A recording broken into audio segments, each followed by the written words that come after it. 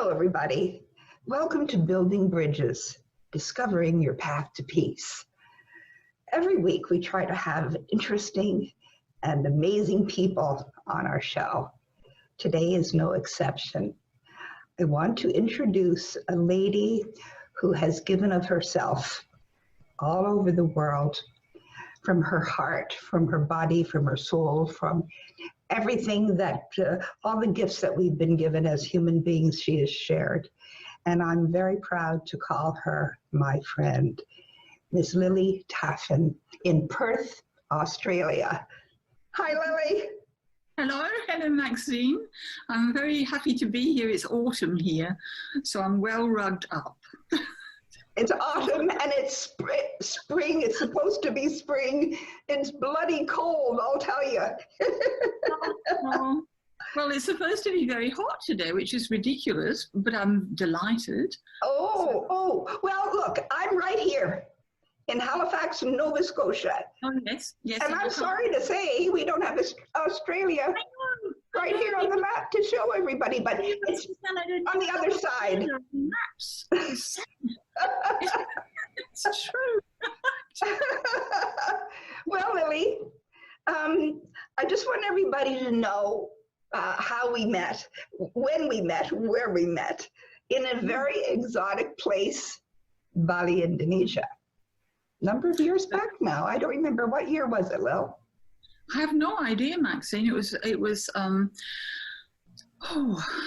maybe 2011, I think. I'm guessing.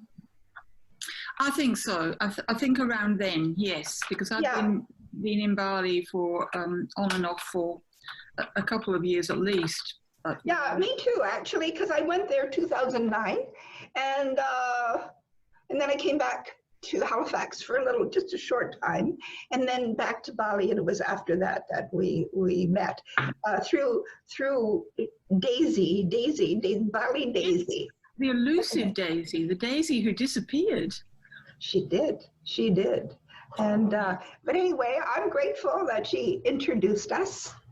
And then, of course, your style, your lifestyle was very akin to mine at that time, and still is, I guess. That was just romping around, exploring the globe, meeting people, having wonderful adventures, living a life that many people probably would go, oh my God, how amazing. I wish I could do that. And they can. Yes, but underneath that and behind all of that, you had some catastrophic events that happened in your life. And one of the reasons, or one of the many reasons why I admire you so, is how you dealt with those. Would you be comfortable sharing some of that with us? Yes, I would. Okay, I suppose in 1990, when I was quite young, really, I got cancer of the cervix, and it was very advanced. So I had radical hysterectomy and radiation. And I must tell you that I was terrified. At that time, I was terrified. I had a lot of support and a wonderful, wonderful therapist who was also very aligned with spirituality, thank goodness. And she told me that in my case, my particular case, what I had to do was to go out and do things for other people. And I looked at her with horror and thought, I'm an invalid, I can't. And she ignored this and said, do it. So I did. And I had one remarkable thing which I've written about in a magazine, and I can send copies to anyone who wants one. I wrote a story called The Walk. And in that, in the story, what happened to me was a miracle, which perhaps I had earned, but where I was I started to walk to meet my husband, who I had always met, picked up in a car actually, from work. And I started to walk to go there, and I thought I'll just go to the station and I'll abbreviate it. But what happened was I kept walking a bit further. And then suddenly, when I was when I had walked a great deal further than I thought I was going to walk, it changed. And instead of being this effort to keep going, and it was a very strong drive to keep going, suddenly it switched. And I felt as if, E.T. and the heart light, and it felt as if I was flying to meet him. So instead of being this keeping on going, it was like, this is where I want to be. And everything in me changed, and it was excitement and joy. And that changed me forever. And where were you when that happened, Lily? This is in Perth, Western Australia, which is where I live at the moment. Yes. And I must tell you also that the thing that has that I have always there's two things. One is that I have always, thank goodness, known that there was a divine presence, and the other thing was that I have the most ridiculous sense of humour. I know. And I love to laugh, and and to mainly enjoy life. I've had some wonderful teachers on the way, but then anyway, my life changed after that, and then there were other things such as my mother-in-law coming to live with us when she was dying, and really knowing the true meaning of service, that we hadn't a second to ourselves, and the joy that came out of that instead of drudgery. And so I think then years later I got lung cancer, and then I got lung cancer again. And I remember, honey, I remember. But this time I must say that although I had an initial shock, I was not frightened. And I thought, well, okay, step by step. But I think what has happened to me is that in the midst of all this, something happened. Like I saw the joy of change in me instead of despair. That these events were events that taught me things. And I know that you can't and shouldn't say that to somebody, oh, this will, this has some deep meaning. That is not what people usually want to hear. And it's not. But it is true, though. Yes, it is true, but it's a bit smug to say it to people, Maxine. Mm-hmm. I think like, to me, I found my way through that. It did change me. It was something that, but I would never wish it upon another person. Of course not. But it changed me. I know. And I know Robert Johnson, that wonderful Jungian therapist, said, of course it's true, but you don't say that to people when they're in the midst of it. They can't hear you, and they'll think, how do you know, But anyway, so that is one of my paths, and well, that is what happened to me, and I suppose too, I've done a lot of work with Mary Morrissey, who I just love, because she gave me a roadmap, really. So knowing that I can do whatever I would like to do. And sometimes it's not what I thought it should be in the exact way. Mm-hmm. But and still laughter, Maxine, like I laugh at myself. I laugh. Life is, I think, to me, full of joy. And you know what? You spread that. I mean, I remember you telling me the stories about you being in the hospital so many times. And I'm sure you had the people rolling on the floor, the doctors, the nurses, all of the staff, because it's just contagious what you have. I know I reduced my very solemn Dutch surgeon to laughter, and people were saying, how did you get him to smile?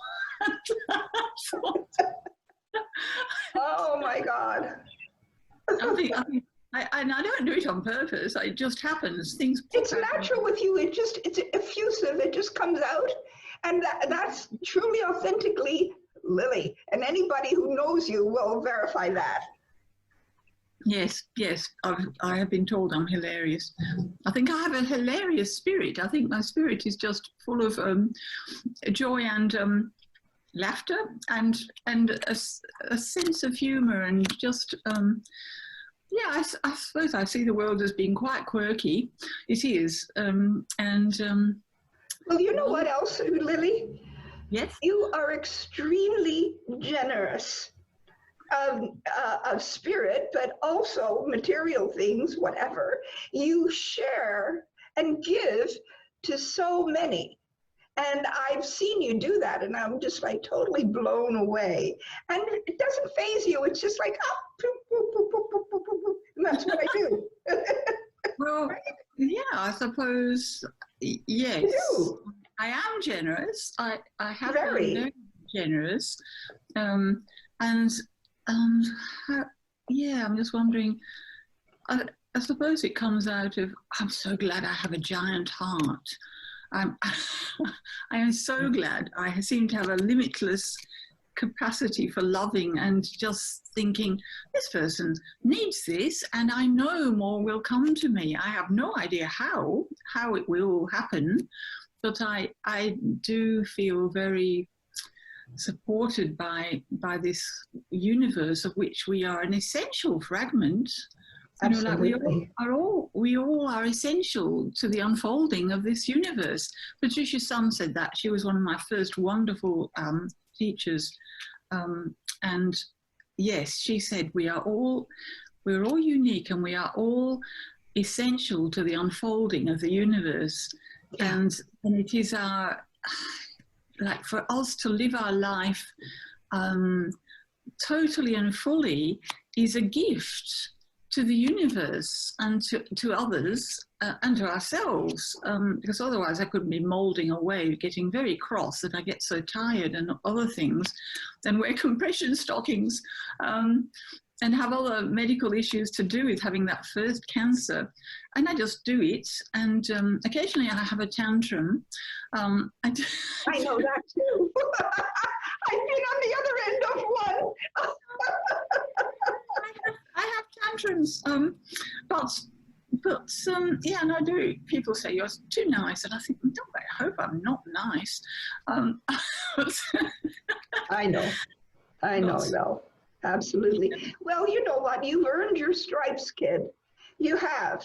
You've walked through the valley of death, literally, and come out on the other side smiling, vivacious, full of life, full of love, full of giving, full of generosity, all of those wonderful things that we all strive to attain in this world. And Lily, you've done that. Thank you. Yes, I have. I think I have. I know I have. Absolutely. So now, a consequence of you having cancer, the ovarian cancer, is lymphedema. Will you explain to people what that's about and how you deal with that on a daily basis? Yeah, lymphedema is, most people would know it through breast cancer, and where many women have swollen arms, and men do, of course.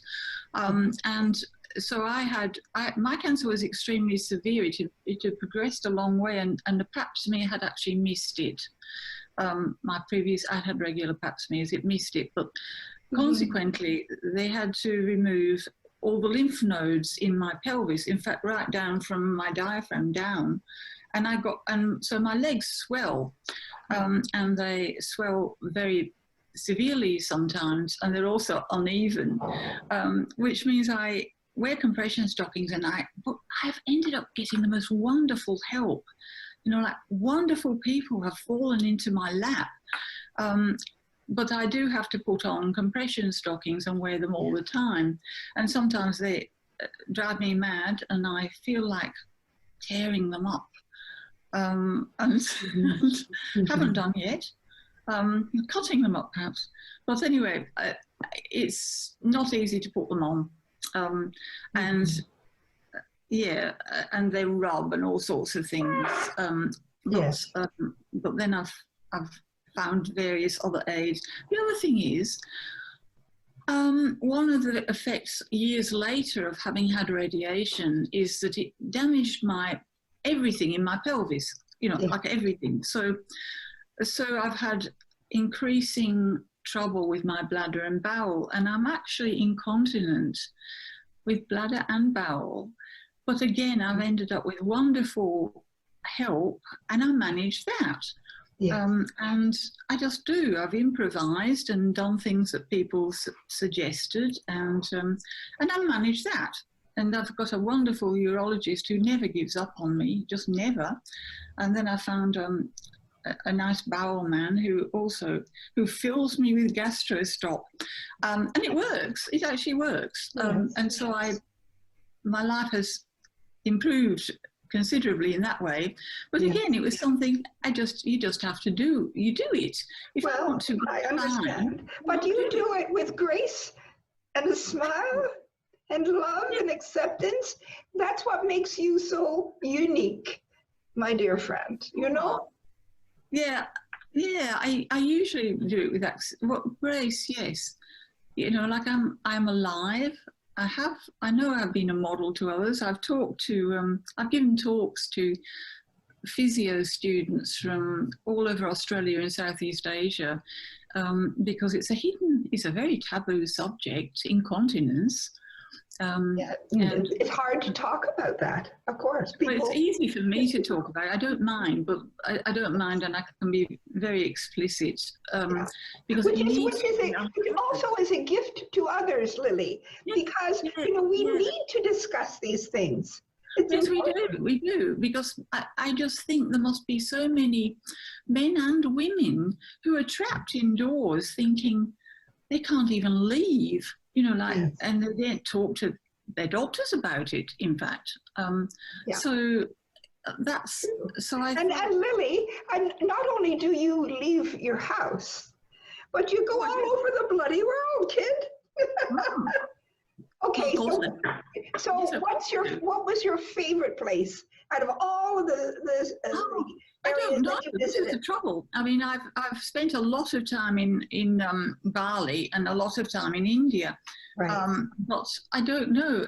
And funnily enough, I've been having this craving to go to Sri Lanka, which when I came to Australia on the boat years ago, we called it what was then Ceylon, and it was my first taste of the tropics.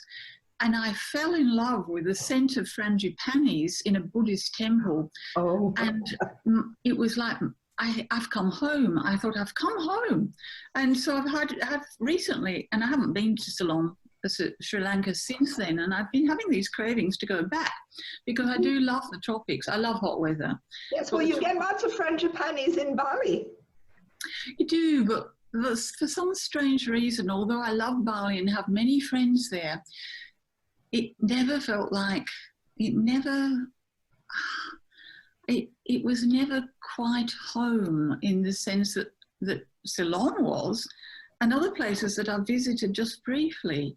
I love northern Queensland, where the rainforest goes right down to the beach. So I don't know. Yes. Well, you went to Egypt and you sailed on the Nile. You rode on the camel.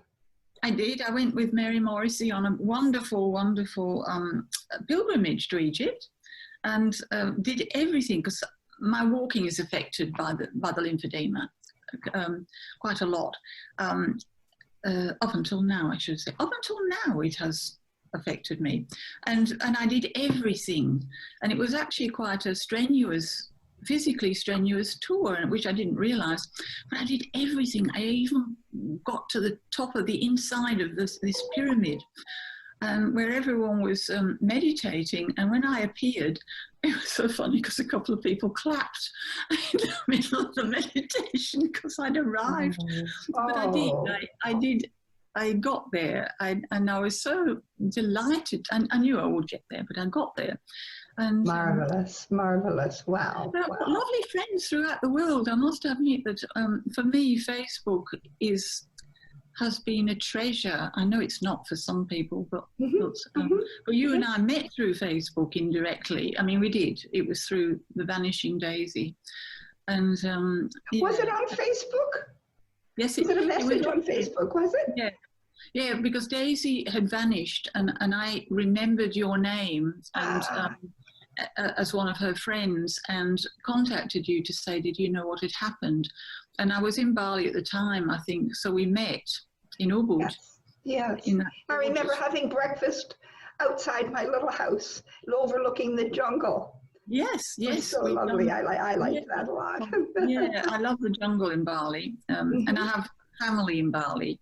I know you do. An enormous family. I have an enormous family. Aren't I lucky? And a wonderful sister and brother-in-law who are in Australia. Oh, in Perth. They're in Perth.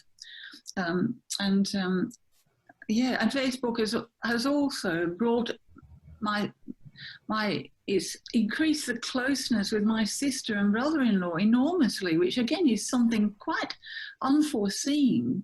Yes. And I love them dearly. True. They send me rude letters. And told me this morning that they were not making masks, but they found a spare one. Yes, yes. I haven't worn a mask yet. And how is the lockdown with the COVID-19 in Australia? What's happening there, Lelle? Western Australia doesn't have lockdown. It has. There's a difference in that we're advised to stay inside, but we can go out, and we've got things like you can't meet more than one person, and you have to keep the social distance, etc. Okay. Unless you've got symptoms, in which case you're on lockdown. But and that varies from state to state. And Western Australia has actually divided the state, which is 1 million square miles, into sections where you can't cross without special reasons. But we are not actually on lockdown. Well, I say lockdown. We're not on lockdown here either in Canada, but we are told you should not go out if you don't have to unnecessarily. That groups of people should not gather, and if we are walking in the street, we have to have that 2-meter distance between us at 6 foot, right? And it's up to us whether we wear a mask or not. But you know what? Just recently, they made a ruling that if you are driving, if there are 2 people or more in your car driving, and the police pull you over, and you cannot prove that you live with the people in your car, you get a $1,000 fine. Oh, okay. So they're being very strict on that. But you know what? For most Canadians, they abide by the law. We're sort of law-abiding citizens here, trying to do our civic duty. But it's important to do that because the social distancing is making a difference. So I'm glad of that. Yeah. And here it's similar here, and but the thing that I love, I love about the virus, the thing that has absolutely stunned me and I feel such joy about is that the incredible desire for connection between people, which has just flowered and grown and bloomed, and from people in Italy singing on their balconies to just the desire to contact everybody and to be with everybody in whatever way we can be. And I think the knowledge that we are one has just increased so much, has just absolutely, that we will never be the same again. It is a movement throughout our planet, which has broken down the way we thought the world was, because the world isn't the way the world thinks it is. And, we think that, people who are in supposed power think that they have control. What rubbish! A virus can come along, an earthquake, and everything changes. And this has been the most amazing outpouring of love and wanting to join.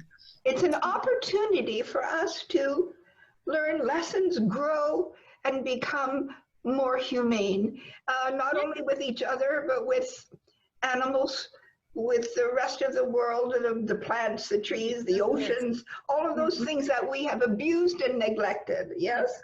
And you know what, Lil? Like the way I look at it is this way. It's Mother Nature self-adjusting. She will do what is necessary to survive. And if people are in the way, well, I'm sorry, you know, you have to adapt to Mother Nature, not the other way around. Yeah, and I love what has happened, and I love this spreading of we are one, we are the human race, and this is our Earth, and this Earth is a living being, and it's just such a huge upswelling that you know, like this will change us. This has changed us already. Yes, and you know what? And we are not aware, many of us, who've not been challenged as you have, about the indomitable spirit that we possess. And when we're given the gift of challenges and catastrophes, it brings out the best in us. It has done. It is doing. And that is such a delight. It is such a joy. Yes, and you know, the premise of this program, Building Bridges, Discovering Your Path to Peace, is to talk to people in different parts of the world. And like you, I've been blessed in meeting and knowing people from all over, all walks of life, cultures, languages, ethnicities, religions, and whatever. And what happens is when fear gets involved, when you don't know or understand what it is or who it is you're dealing with, right away you're fearful. So having you here talking, sharing your love, and having other guests come on and talk about what it is that they do to maintain peace in their lives, to attain it and maintain it, is really important, because it could help somebody on the other side of the world without knowing, you know, to spread that love. And so I want to ask you, what is your most important thing that you can share with the people about peace? How do you maintain your peace with so much going on in your life that's so challenging? Oh heavens! I have followed. I have a whole lot of principles that I try to remember. One is to notice what I'm noticing. You know, like, what am I noticing? Am I noticing the horrid things or the wonderful things? And to really catch that, that's one thing. I have got my laughter, but noticing what I'm noticing, keeping in touch with my living vision of my life, which is not my dream of what might happen, but my living vision of what my life is.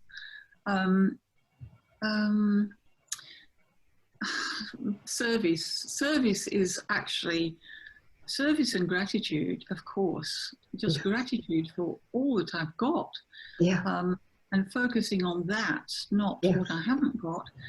And the other thing I do need to say is to because there are some people who are so frightened, and I have odd bits of fear, of course I do, but to have compassion for the parts of me that are terrified, and for those people who are terrified, and some alone, and you know, the people in supermarkets who fight about toilet paper, instead of getting angry, which I do, like reminding myself to have compassion for these people who are so afraid that they, you know, that there is not enough. Lily, I don't mean to interrupt, but I want to tell you something funny about that, about toilet paper. Oh, yes. Remember when we were in India, and everybody uses bidets there, right? Yes. Little squirter thing and whatever. And I remember you saying, how do they dry themselves afterwards? I know. It was probably in Bali, because I've never worked this out, and I used to ask my Balinese family, and they'd look at me as though I was treated with another planet. Well, an answer out of them because, I mean, I'll never, I'm short of toilet paper because I wash myself. Well, yes, but the funny thing about it is now, just today I was watching television and they're advertising the days here to deal with the toilet tissue shortage. No, they've run out here. They have run out of them. They ran out very fast. And it's a great idea. It's much more hygienic. You know, I mean, it's perfect. So it is perfect. Well, the drying thing mystified me in Bali. I used to think, how do they not have wet jeans? And you tell me. I mean, it was just as if I was asking the oddest question. And I still don't know the answer. Well, you know what it is? Shake your booty. Still doesn't work enough. I suppose that's true. I could try. Dance after dancing in the bathroom. Oh, you see, isn't it funny? Something little like that can be a major change for our Western countries. It's a really good idea. I was so happy to see it. Yes, I would. Yes. So anyway, I interrupted you. I'm sorry because it was. I don't know what I was talking about. You know, we interrupt each other, right? We always have a lot to say. Oh no, that's all right. I don't know what I was talking about. I didn't know that you'd interrupted. Well, actually, I'd asked you about attaining and maintaining peace in your life. I think I've said quite a bit on that because. And I'm not always peaceful, of course, but I have some strategies and reminders too to look for the joy. Like, and Mary Morrissey taught me this. I keep bringing her up. She's one of my many teachers, and Osho, who Bhagwan, too. Well, you know what? We did an interview with Manisa James, who was his. Yes. Who was with him with Osho all those years, right? Yeah.